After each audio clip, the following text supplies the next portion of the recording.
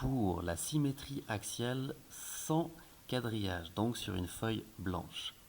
Déjà, ici, on a un axe de symétrie qui est tordu par rapport à la feuille.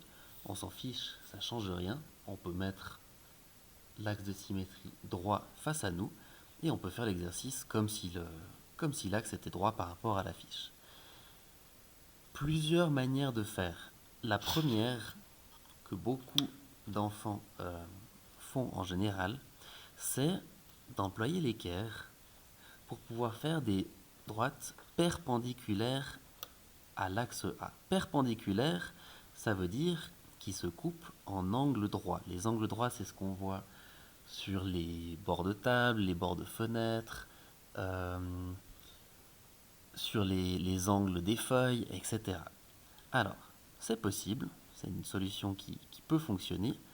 Attention à être bien précis en suivant le trait au milieu de votre équerre et en faisant une droite, du coup, suffisamment longue pour pouvoir tracer l'image de vos 3 points. Vous avez fait celui-ci. Vous pouvez faire les autres en glissant comme ceci. Attention ici à être bien précis. On pourrait soit prolonger notre axe,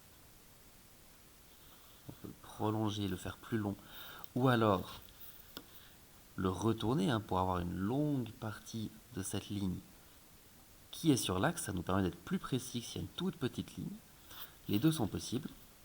Ou bien, je fais déjà celui-ci de cette façon-là, ou bien vous pouvez simplement prendre votre règle, votre équerre, et faire ce qu'on appelle l'ascenseur. L'ascenseur qui va vous servir à faire des droites parallèles aux droites perpendiculaires à l'axe. Donc l'équerre sur la ligne, la règle droite pour pouvoir faire l'ascenseur. On appuie fort sur la règle, léger, je le montre avec un seul doigt, léger sur l'équerre, et on s'arrête sur le point qui nous manque, ici le point A.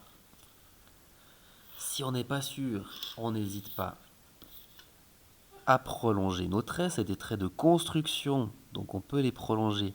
Par contre, on essaie de faire des traits légers, on n'appuie pas trop fort dessus.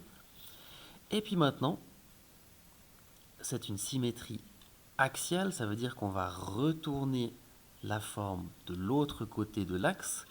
On se rappelle qu'une forme, une figure qui est d'un côté du miroir, l'axe c'est comme un miroir, va de l'autre côté en se retournant et va à la même distance que ce qu'elle était au départ, que ce qu'elle était sur la gauche.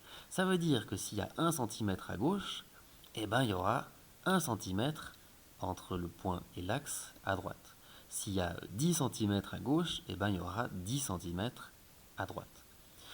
Plusieurs manières de faire de nouveau. On peut mesurer et puis dire, là il y a 0, 1, 1,8 cm. Donc on met 1,8 cm à droite. C'est possible, mais c'est un petit peu long. Solution plus rapide, selon moi, c'est d'employer le compas. On pique sur l'axe, on pointe avec le crayon, avec la mine, sur le point qu'on veut reporter, et puis on le remet du coup de l'autre côté. On avait A ici, donc là on a A', et puis on a B ici, donc on aura B' de l'autre côté, à la même distance que B par rapport à l'axe, B'. On n'oublie pas de relier les 3 points, C', B' et A'.